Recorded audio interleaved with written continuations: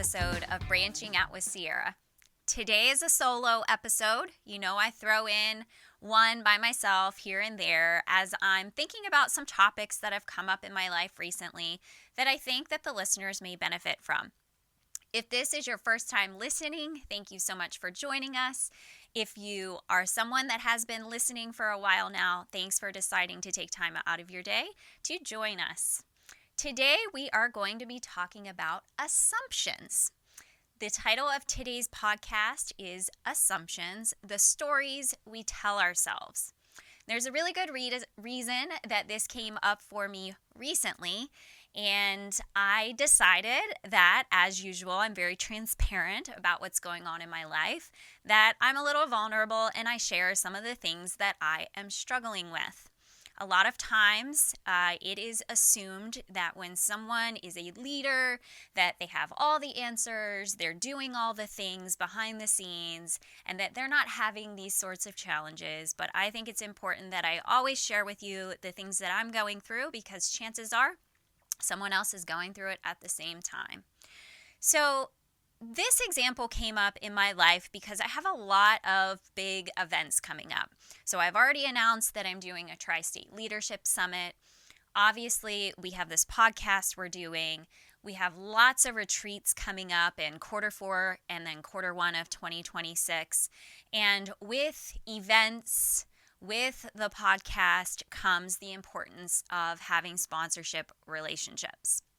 Well, this has been in the back of my head for so long, trying to think through how in the world am I going to reach out to people and ask them to be a sponsor for all of these things. So I ended up not taking a ton of action. It sat on my task list for a while, and it said, make a list of potential sponsors for the podcast. Make a list of potential sponsors for Tri-State Leadership Summit.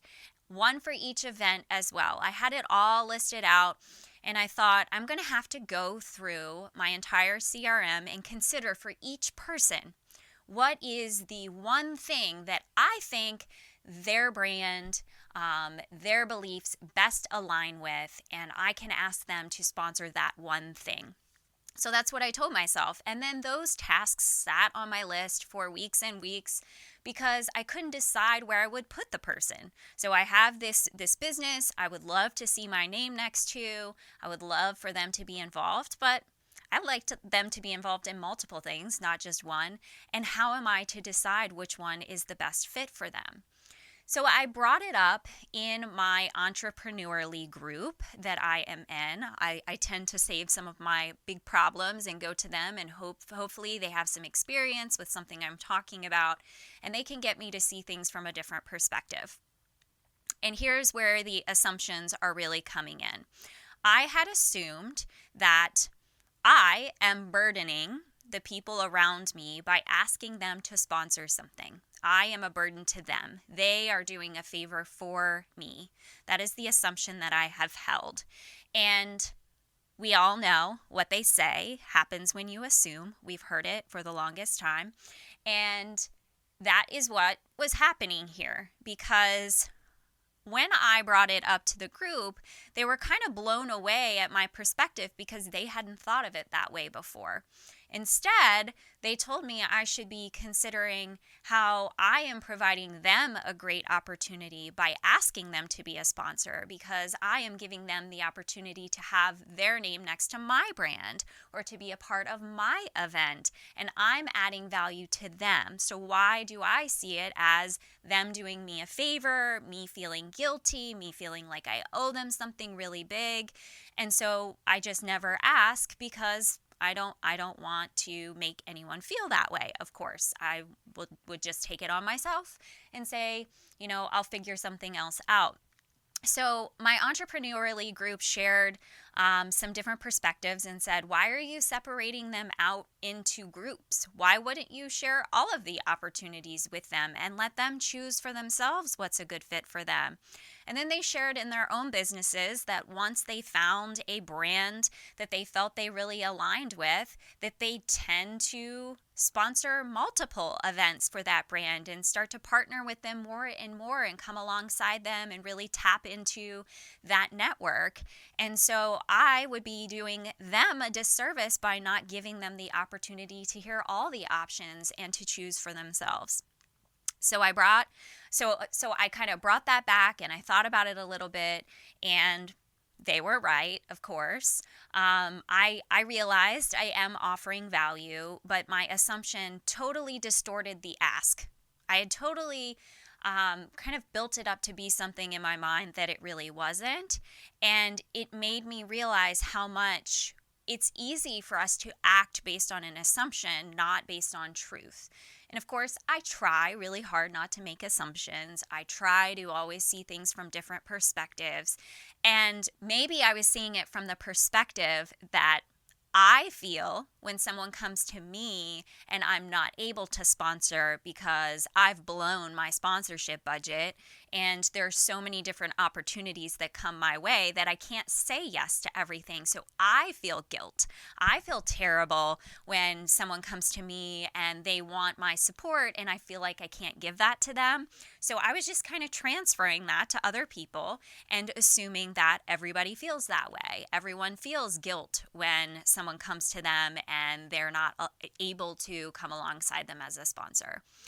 So today's episode is really for those people who have ever shrunk their ask, maybe avoided a difficult conversation where you were asking for something, misjudged somebody based on their silence, what you thought their silence meant. All of this is probably an assumption, and that's what I want to unpack in the episode today.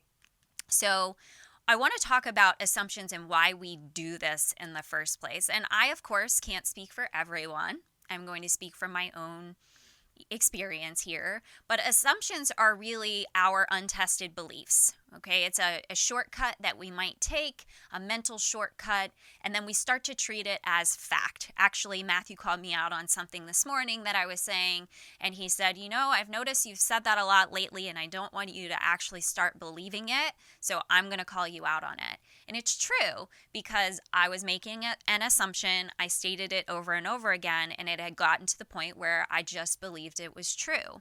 So we want to avoid those situations. So it can come from past experience. Maybe it has happened to you before. You're making an assumption about how someone responded in the past, and now everybody's going to respond that way given a certain situation. Maybe it's a fear of discomfort, fear of rejection. What if they say no? Well, what if they say no? If I ask them and they say they can't, does that really change anything? But if I don't ask them and they would have said yes, now there's a bigger problem here. I actually had a couple of people come to me before and say, I noticed that you were doing something and I saw something about sponsorships and you didn't ask me. Well, guess why I didn't ask? I made an assumption. So I need to stop doing that, and I'm sure a lot of people do as well. Vulnerability. I try to be vulnerable on these episodes. I think that's important, but maybe that is why we make assumptions, because we're putting ourselves in a vulnerable position if we proceed with something and we don't know what the outcome is going to be, and maybe a need for control. Maybe if I don't ask, I am controlling the outcome and protecting myself for all the potential responses that I'm afraid I might receive. So sometimes we might assume just to protect ourselves from something, protect ourselves from what the reality might even be. So today I want to talk about two different types of assumptions. So we are going to talk about those internal assumptions that we make. So for example, if I share with you guys that I make assumptions, I might actually consider what you're going to think of me based on that. Oh my goodness, now they're going to think blank of me. They're going to think less of me. I'm not as effective because I make assumptions. Well, I can say without a doubt that every single person listening to this episode makes assumptions every single day.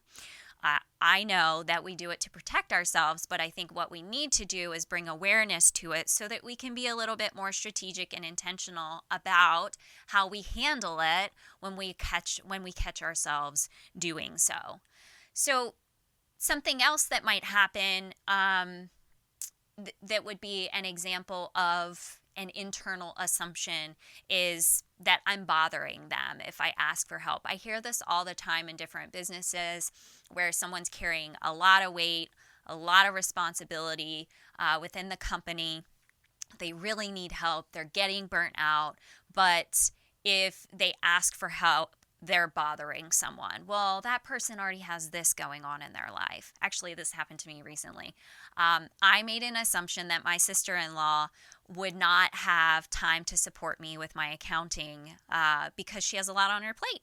She's a very busy person, very busy mom, supporting her husband and their family business, all of the things. And so I assumed that she wouldn't have the time. And it took my mother bringing awareness to it, saying, I don't know what's wrong with you kids, not reaching out to one another when you have a need that is the exact skill set of what one of your siblings has. Why are you not taking advantage of that? Well, it's because I felt like I would be bothering her if I asked for help, or if she might say yes because she would feel guilty if she didn't, and then she'll take on too much and she'll be overwhelmed, or whatever it may be. So I really have, I have a lot of work to do in this area, and that's why I'm bringing it up today. But hopefully those couple of examples might resonate with you and kind of help you to see the application in the day-to-day.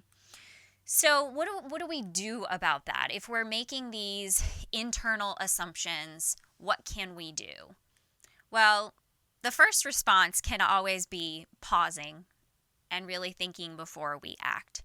So, what do we need to pause and really think about when we catch ourselves making an assumption about what someone else thinks or believes or might feel based on our actions? You might want to consider what is the belief I'm acting on right now? What is the belief that I hold that is causing me to think this way or make this specific decision? Then we want to make sure we're separating fact from fear. What are the actual facts? What have I seen? How has this person responded to me in the past? What do I know about them? But what are the fears that I actually have that are preventing me from doing what I think I should do, or that are creating the assumption to begin with? And then the thing that I tell people to do all the time, which is ask more questions to gain clarity, remain open, remain curious. We should be asking for clarity. So, reaching out to my sister-in-law and saying, hey, I know that you're really busy and you have a lot going on, but I don't know if you are looking for an opportunity to take on any additional business. Are you looking for any additional income? Or might you have the time to work on anything? Can I just ask? Can I just present it that way, where I am acknowledging that I see that she's busy, that I'm really, in the way I deliver it, I'm giving her an out. I know that you have a lot going on. So if she were to say no, it's not going to upset me, but maybe it would actually make her feel good that she was the first person that I thought of when I needed something, instead of me just going somewhere else where she could also be hurt that I didn't come to her from the beginning. And then try the ask. Try a small ask. Start somewhere first and see what the actual response is. I did that with her, and I found out that she was totally willing to take it on, happy to do so. She already does it for the family business, for her brother's business, and so many other things. And to her, it's not a big deal to add it on, and it just makes more sense to keep it in the family. So obviously I was super happy with the response, and we ended up deciding to move forward. So I'm able to have, which, I've talked about Bev before, Saunders Tax and Accounting handle the tax side, and my sister-in-law can handle the accounting side. Everybody's involved, everybody's happy and doing what they do best. So it really worked out well for everyone, but I had been operating on that assumption for so long. So again, we just need to pause and really analyze it and get clarity as to what's the fact versus the fear, and what is the small ask that I can start with. How can I just ask a question and phrase it in a way that's comfortable for everyone, and see what the response is. So that's an example for an internal assumption. Thinking about an external assumption, I see this a lot of times in organizations when people say, I gave them this task. They know what's expected. They should know what to do. I shouldn't have to say it. Hear it all the time. I shouldn't have to say it. They should know this. It's their job. Or if they cared more about this, they'd try harder. That's another external assumption. Or the person must not be invested in this company because they're totally disengaged right now. That's totally a perception that you have. I talk all the time about how some personalities just appear more calm, cool, and collected, and they might not show things on their face, and they might approach things a little bit differently. So you might assume that they're not interested or they're not engaged, but they're fully engaged. You haven't asked them, and you haven't given them the opportunity to share with you what they're really thinking and feeling. But I really feel like the biggest one that I see, the one I see most frequently, I should say, is the assuming that someone knows how to do something and we shouldn't have to tell them to. Assuming that they know they should be doing it is one part of it. We haven't asked them to. We just assume that they're seeing it and choosing not to do it. And then assuming that they know how and not actually checking in and seeing what supports, resources, tools they need. So that's a big one. Or going back to kind of personality again, someone must agree because they're not speaking up. I've seen that a lot of times. You look around the table, a team sitting all together, again, a variety of personalities. And of course, we have people that I've mentioned to you, that take longer to think about things and formulate their response and want to come back to the table with a fully formed opinion and, maybe examples to back it up or data, whatever it may be. And just because they're sitting in silence doesn't mean that they agree. So that is an assumption that I see made as well. So what impact does that have? That has an impact on a lot of people. It creates miscommunication between folks. It creates confusion about the expectations of roles and responsibilities. There's no accountability if you don't have clear expectations that you've communicated with someone. They don't know what you want them to do. They don't know what authority they have to make decisions when you expect to receive something back from them.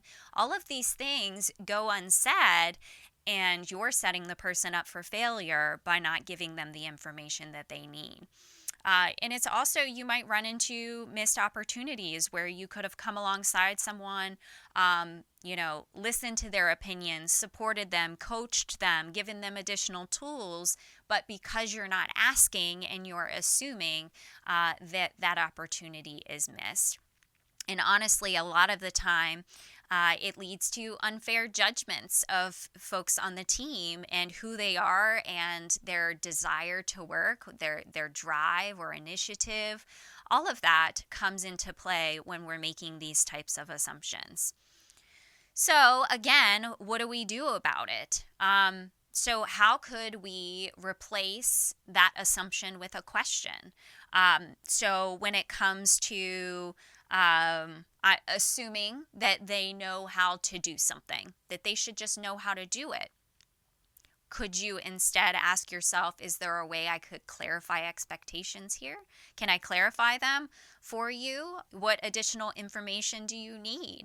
How do you feel about this project? How do you feel about taking this on? What is your level of comfort with making decisions in relation to this? Really just asking all the questions to make sure the person is clear in your expectations before you fully pass that baton on to them. But then also being clear in what the follow-up should look like. What kind of follow-up do they want from you, and what kind of follow-up do you want from them? What is the feedback loop going to look like if you are asking them to do something? So to me, this is just an opinion. I would rather over communicate than under communicate. And so I get called out sometimes for providing too much detail. Actually, Matt said it. I might have even been yesterday. Like, you give way too much information. Why do you tell people so much when you're talking to them? They don't need to know all of that. Well, it's because I like a lot of information, and sometimes I revert back to that. And I'm like, well, I'd rather give them too much and they choose to block out what they don't need than not give them enough and them not come forward and ask questions. So really what I could do is I could shift that. I could give less information, and then I can ask questions about what additional support and information they need, and allow them to identify the needs instead of me jumping in and just giving it all up front.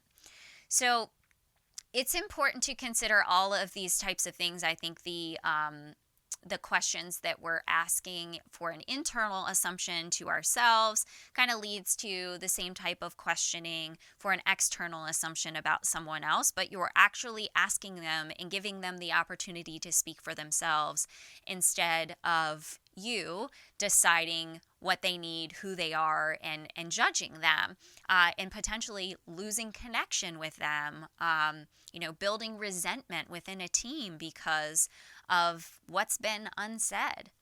So my biggest recommendation to you today is to swap all of those assumptions with questions.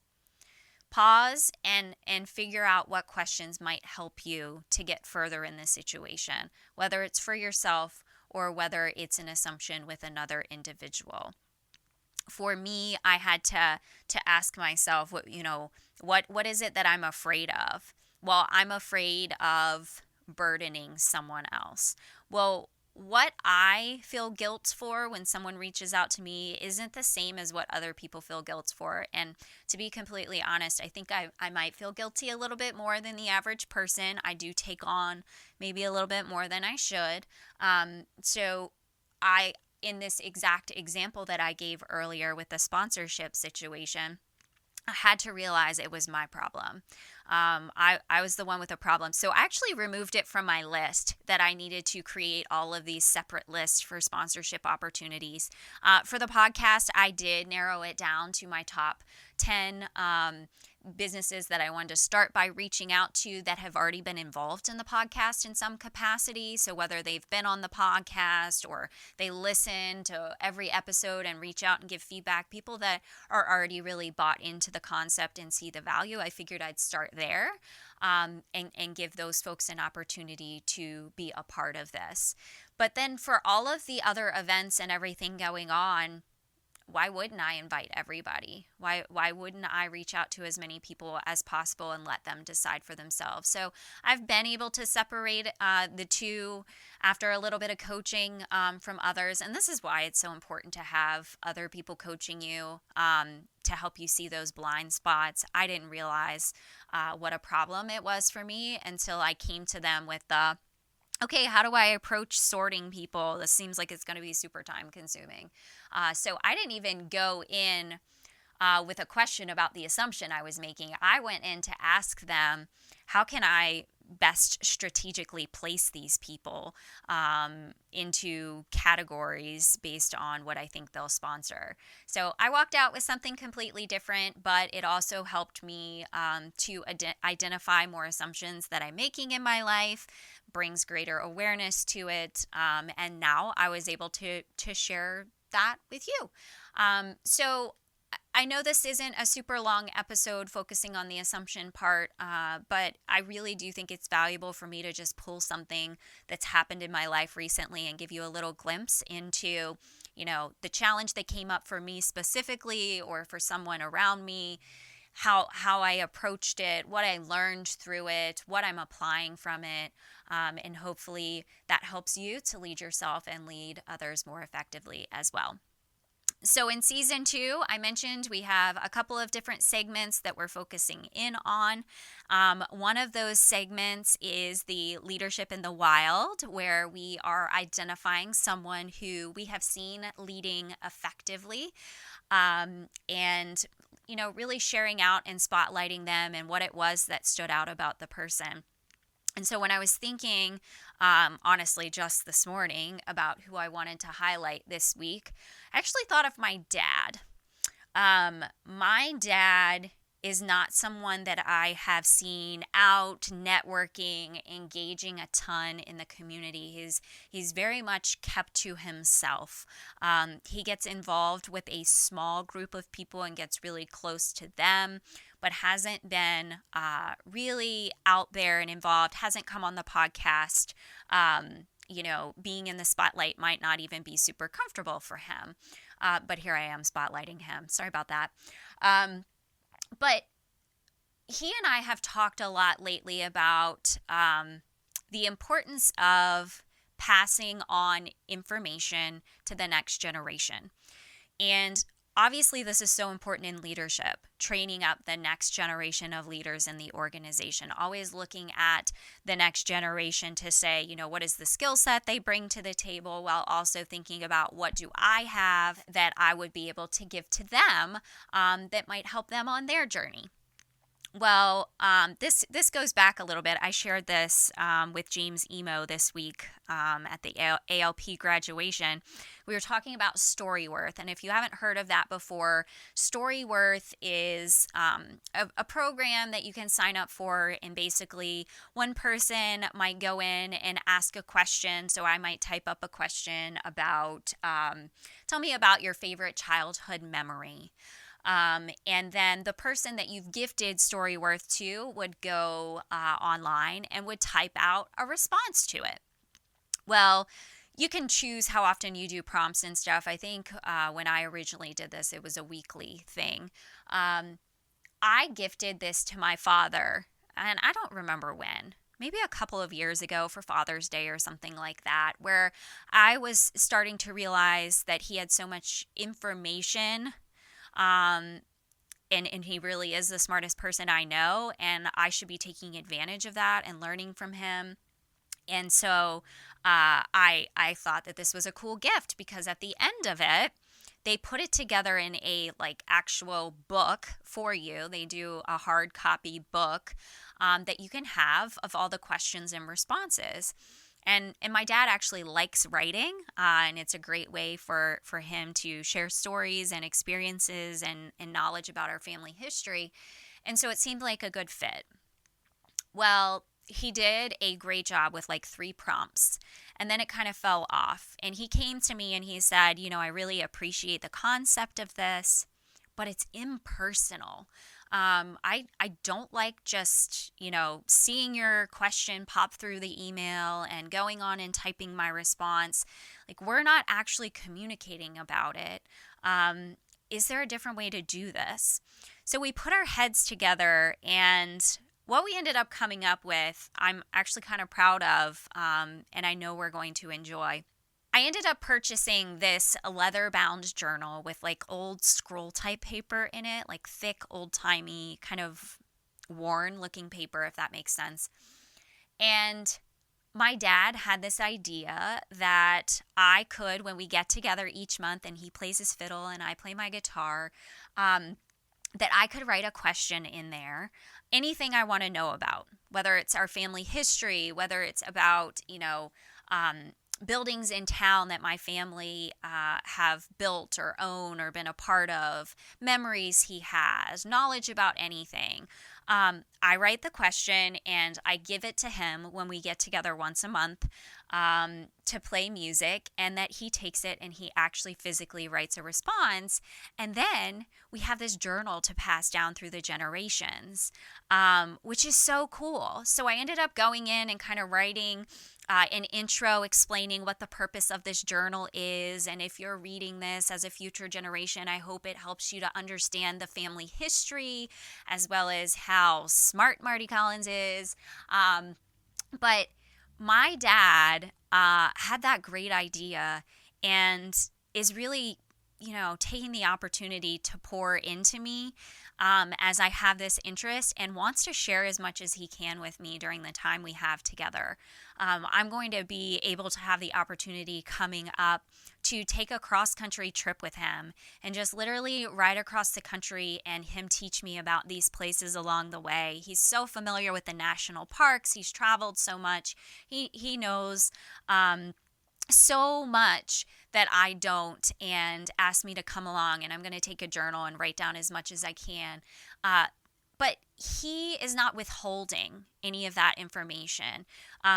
He is taking the time and putting in the effort to share what he does know and does, remember and believe, and share it with future generations. And I think that is so cool. So I know that's a really long story, but I want to spotlight my dad because the level of influence that he's not only having on me through this experience, but through anybody that picks up the book in the future. And honestly, by me sharing it on this episode today, maybe giving you an idea of something to do in your family, how many people it can impact. But he did it by doing one thing with me one-on-one. So you don't have to be out in the community, surrounded by people all the time to have an impact and influence. And I feel like my dad has mastered that. And I want to acknowledge that. The other segment that we've been doing is Leadership Unscripted, and that is where a listener may submit a question, a scenario, whatever it may be, for me to answer on the episode with a guest who I don't have today, or for me to answer solo. So I did pull out one of those today, and I will read to you guys what the submission is. And I, of course, am not going to dig super deep into these when I share them out. I'm just going to share an idea or two of maybe a strategy that I might use when it comes to the scenario. But obviously, this isn't an entire workshop, an entire episode about the topic. So I'm just going to skim the surface on it, but I hope that people find it to be helpful. So the submission for Leadership Unscripted this week is, I want to step back without stepping out. I've built something meaningful and I'm proud of it, but I'm feeling burnt out and want to create space for other leaders to step up. How do I delegate leadership without losing relevance or connection with my team? Believe it or not, I see this with so many business owners that I work with, where they've really built up their business and they love it. They love it so much, but they're at a point where they want to step back a little bit, and all of these people that they've helped to develop over time, let them have the reins and do their thing. And the business owners still have an influence on the direction in which the business goes, but not as involved as they once were, not the decision maker all the time, not always the one answering the questions. So as I look at this, my immediate thought is, well, how can we even reframe this question to look at it a little bit differently? You talk about losing relevance, losing connection.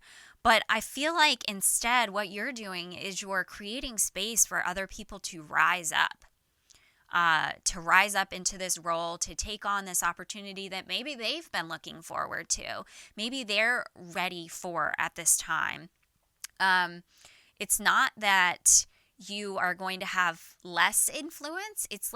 It's almost like it's distributed influence, right? It's being shared in a different way. You've impacted these leaders, and now they're sharing that influence and impact with others. Oh my gosh, that just made me think of, I have this I have this wall decor in the studio. You can see it when I have guests in here because it's on the other camera. But it says leadership is about making others better as a result of your presence and making sure that impact lasts in your absence. That fits this so perfectly. So what do you do about it after you reframe this a little bit, if you would? I want to look at a couple of pieces here. So one, if this is what you want, if you're wanting to step back more and you're wanting to give these other folks an opportunity to step up, why not share that out loud? Why not be transparent about the shift that's occurring? In one way, I feel like you're sharing how much you believe in them, for them to be able to take the reins and start having the authority to make more decisions and have more influence, but being able to share that you're not disappearing. That's not your goal here. You're not disappearing at all. Maybe you're just shifting into a new season where you're more of a guide, and a mentor, and have less control over the day-to-day operations, that you don't have to anymore. I would consider really looking at what are the responsibilities that you do really want to hold on to and be clear in that. The ones that not only do you want to hold on to, but you really feel like you have to hold on to for it to continue to be your business. So for example, the culture that you've created, you really want to hold on to that culture. You don't want the entire culture to shift because you are giving more space for others. You hope that culture continues. How can you continue to be a part of it? Well, maybe that's through quarterly check-ins or team celebrations you're a part of, the types of things where you can step in, pop in, celebrate success, be a part of the team, and continue to drive that culture, but also not have to be there all the time to do it. So I thought about that with the creating space, but you don't want to lose relevance or connection. Well, I don't think you're going to lose relevance because you are still going to cast the vision. If it's your business, I'm sure you still want to cast the vision and you want to steer the direction a little bit, but you might give everybody else the opportunity to bring more ideas to the table, and really help to identify a way forward. So I would consider that too, and being clear in the areas of ownership that other people are taking on. So these are going to continue to be my things, and the ways in which I still want to engage and be a part of this business. But during this transition, these are the areas I would like people to take ownership of.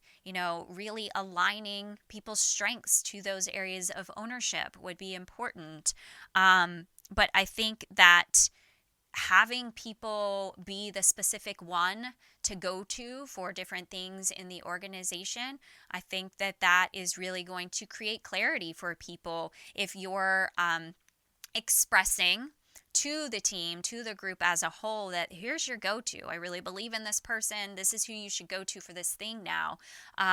Because it starts to become, I've seen this in some of my clients, when do I go to the owner of the company that has always been the big leader in the business and the decision maker, versus now I have someone that has a little more oversight, might be leading my team specifically, but they're saying something that's different than what I think my boss, the owner, would have said. What do I do with that? Who do I know?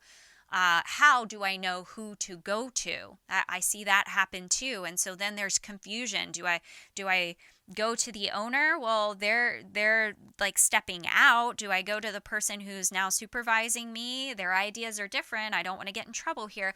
I've heard that from team members. So the more explicit you are about the transition and what you will continue to own and how you want to be involved and what you want the culture to be, but also what you want others to take ownership of and have the authority to make decisions on, the more you can share about that, I feel like, the easier it is for everybody to transition and for you to not lose relevance and connection with your team. So those are some of my immediate thoughts. I hope that that's helpful to the listener, knowing how often this comes up with clients. I have a feeling some other listeners might be experiencing this as well. So, what are you holding on to because you fear that you'll no longer be well connected, or you're going to feel less relevant in the team? Whatever. Man, it sounds like an assumption to me. What a great question for this episode. I did not plan that, actually. So thank you for joining us for those two components, Leadership in the Wild and Leadership Unscripted. I really want to share the Leadership in the Wild so folks are identifying and spotlighting leaders in their own lives as well, not just the guests that come on, but hopefully you listen to this and you think, I really saw this person leading well, and maybe in an uncommon way. And I hope it motivates you to share that with them, to go to them and say, I see you, I see what you're doing, this is the impact that you're having. And then for these Leadership Unscripted pieces, please submit your challenges and questions. info@branchingoutpodcast.com is the place to send those. And we'd love to hear from you so that we could unpack anything that's going on for you specifically. So based on today's episode, I need to give you a branching out challenge. And for those of you that haven't listened to a podcast with me before, a branching out challenge is just the thing that I or my guest, if I have one, identify as the one thing that we hope that you take away and you try to do based on what you've heard in this episode here today. So my branching out challenge for you is to identify any internal assumption or external assumption you may be making at this time and really consider where it's coming from. What is fact? What is fear? And what questions could you be asking? How can you remain curious and ask the right questions, whether it's questions of yourself or questions of someone else, to help you make fewer assumptions? That is my challenge to you. How many assumptions are you making? I make a lot. I'm trying to do so less, and honestly, that's another way that I hold myself accountable, because if I put it out there on a podcast for you to listen to and you see me making an assumption, I hope that you call me out. I like to surround myself with people who will be honest with me when they see that I'm doing something that's a disservice to myself. So this is your opportunity to identify those blind spots for me as well. I hope that you've enjoyed this episode. I do think that it's a topic that's pretty relatable. If you ask me, I am always open to topic ideas as well. We have a pretty booked schedule for podcast guests this year. I'm trying to think, looking out ahead. I think we're every week through September right now, if I'm not mistaken. So we're pretty far booked out. But if you are interested in joining, there is a guest application on the branchingoutpodcast.com site. So if you scroll all the way to the bottom, you can fill out that application. The purpose of that is to, one, make sure we have a clear understanding of what exactly it is that you would want to be sharing on the episode. Are there any key ideas that you hope to be able to convey and the message to the audience, and make sure that we would craft an episode that allows you to do so, but also all of the other stuff like media consent forms and all of that. So if you do that, go through that process, we'll be able to look at the submission and hopefully identify if it's a good fit and get you scheduled. Also, since I just totally put it out there today, if you're interested in sponsoring this podcast, I would love to hear from you as well.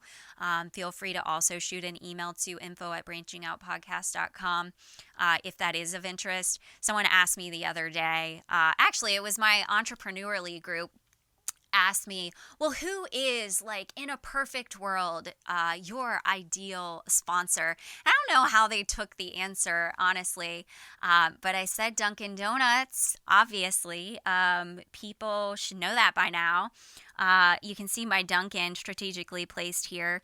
And I was joking before the episode that, well, I know Branching Out runs on Dunkin'. I know SLC runs on Dunkin', but I told Matthew leaders run on Dunkin'. So, Dunkin', if you hear this and are interested, I would love to have you as a sponsor and be able to add some value for you as well.